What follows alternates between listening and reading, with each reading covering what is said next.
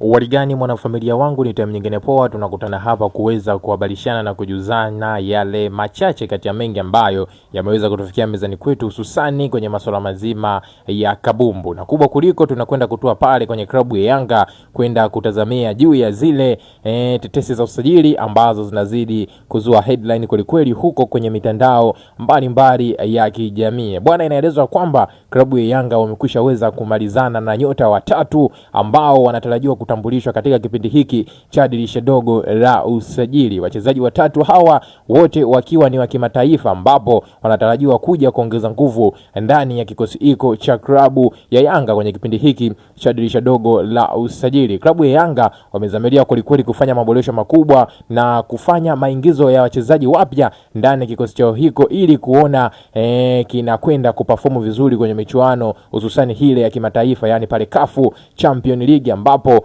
wanashiriki hapo, lakini pia sambamba na kwenye michuano ya ligi kuu ya NBC Tanzania bara pamoja na michuano mingine ambayo klabu ya Yanga wanashiriki. Sasa wachezaji hawa watatu ambao klabu ya Yanga wamekwisha weza kumalizana nao watakuja kuongeza nguvu ndani ya kikosi hicho. Ni wachezaji gani hao ambao klabu ya Yanga wamekwisha weza kumalizana nao? Ni majina yao wakina nani, wanatokea kwenye vilabu gani na ubora wao upoje? Ukweli wa taarifa hii nitakuzogezea moja kwa moja kupitia hapa Bongo Vibe TV. Lakini kabla sijakusogezea juu ya taarifa hii, nikukumbusha mwanamichezo wangu, kama wewe hii ndio time yako ya kwanza unajoin nasi hapa alafu bado hauja subscribe channel yetu, basi nikwambie kiukweli wewe ulikuwa unapitwa na taarifa nyingi na zile nzuri za kimichezo ambazo sisi huwa tunakusogezea kila siku kupitia hapa Bongo Vibe TV. Cha kufanya sasa hivi mwanamichezo wangu, hakikisha unakwenda kusubscribe channel yetu kwa kubonyeza maneno mekundu yaliyo chini ya video hii yaliyoandikwa subscribe, kisha kutani on notification kwa kubonyeza alama ya kengele itakayojitokeza hapo pembeni. Maana ukishafanya hivyo utakuwa ni mdau wetu wa kwanza na mwanafamilia wetu wa kwanza kuweza kujipatia kila aina ya taarifa mpya ya kimichezo ambayo sisi tunakusogezea kila siku kupitia hapa Bongo Vibe TV. Hautakaa kuwaza tena utapata wapi taarifa mpya ya kimichezo, bali utapokea notification kupitia simu yako ya mkononi ya kwamba tumekusogezea taarifa mpya ya kimichezo, na jukumu lako mama linakuwa jepesi kabisa. Mwana michezo wangu ni kwenda kutazamia hiyo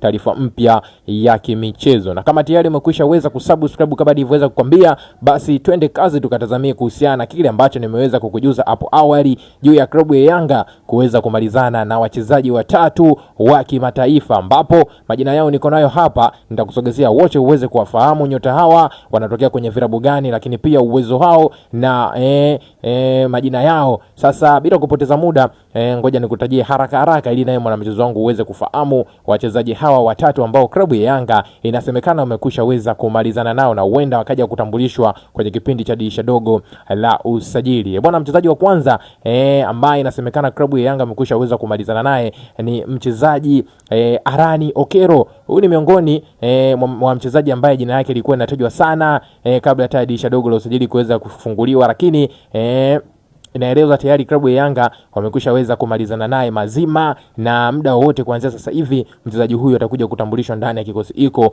cha wananchi. Okero alikuwa pale kwenye timu yake taifa ya Uganda kwenye michuano ya AFCON akitumikia timu yake hiyo.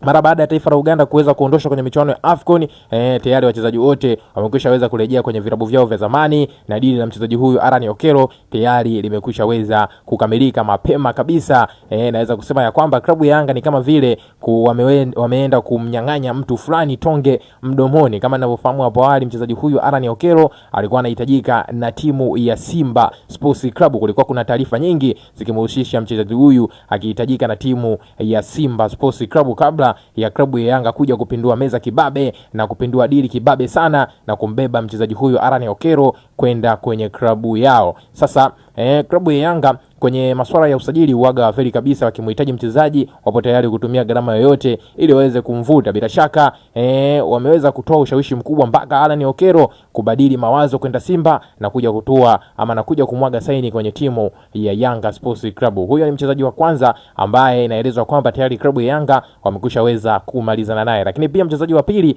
ambaye hapa inatajwa tayari klabu ya Yanga amekwisha weza kumalizana naye ni mchezaji Maruf Chakei kutokea kwenye klabu ya Singida Black Stars. Huyu ni miongoni mwa wachezaji hatari kwelikweli wenye uwezo wa kulimudu eneo la kiungo ushambuliaji nambari 10 asilia, na klabu ya Yanga walikuwa kwa muda mrefu wanatafuta mchezaji ambaye atakuja kulimudu eneo la kiungo nambari 10 asilia ndani ya kikosi chao kufuatia Mohamed Dumbi ambaye alikuwa anatazamiwa kwa makubwa kushindwa kudeliver kile ambacho uongozi ulikitarajia. Hivyo Maruf Chakei anatazamiwa huenda akaja kulizima lile pengo la mchezaji Stefan Ezeki ambaye ameondoka ndani ya timu ya Yanga na kujiunga na timu ya Wydad Casablanca. Na habari njema ni kwamba tayari mchezaji huyu amekushaweza kujumuika na kikosi cha klabu ya Yanga ambacho kipo pale visiwani Zanzibar kwa ajili ya michuano ya Mapinduzi Cup inayoendelea hapo visiwani Zanzibar. Kwa hiyo dili hili la Maruf Chakei bila shaka alimekwisha weza kumalizika. Kinachosubiriwa ni official tu klabu ya Yanga kumtambulisha huyu mchezaji ya kwamba ni mali yao. Lakini pia ukiachana na issue ya mchezaji huyo Maruf Chakei kutokea kwenye timu ya Singida Black Stars, mchezaji wa tatu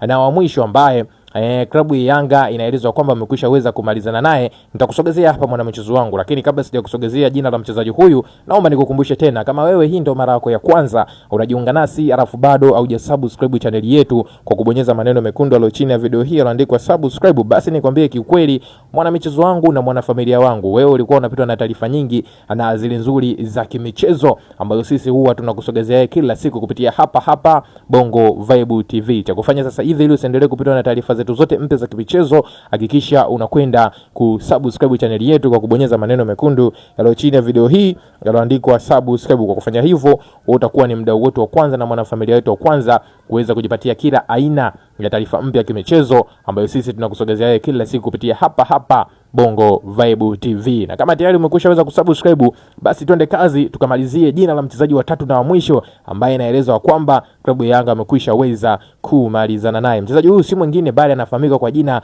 la Laurindo alimaarufu kama Depu. Huyu ni miongoni mwa wachezaji ambao wanaweza kulimudu eneo la ushambuliaji. Hivyo klabu ya Yanga inaeleza kwamba amekwisha weza kumalizana na mchezaji huyu Laurindo Maria aka Depu. Anakuja ndani ya kikosi cha klabu ya Yanga kufuatia pendekezo la kocha Pedro Gonzalez ambaye ndiye aliweza kupendekeza jina mchezaji huyu aweze kusajiliwa ndani ya kikosi cha klabu ya Yanga, kwa maana ya kwamba mchezaji huyu amekwisha weza kufanya kazi na kocha huyo wa Yanga katika timu ya taifa ya Angola na anauelewa vizuri mchango wake na uwezo wake anapokuwa uwanjani. Hivyo klabu ya Yanga bila kupoteza muda, moja kwa moja wameweza kutimiza kile ambacho kocha wao mpya wa timu hiyo ya Yanga, kocha Pedro Gonzalez alikuwa anakihitaji. Pia mchezaji huyu Laurindo atakuja kuongeza nguvu katika safu ya ushambuliaji kufuatia kuachwa kwa mchezaji Andy Bobwa Boyeli ambaye anarejea kwenye timu yake ya Sekukuni ya pale Afrika Kusini. Kama ninavyofahamu, mchezaji huyu aliweza kujiunga na timu ya Yanga kwenye kipindi cha dirisha kubwa la usajili kwa mkopo wa mwaka mmoja kutokea pale kwenye timu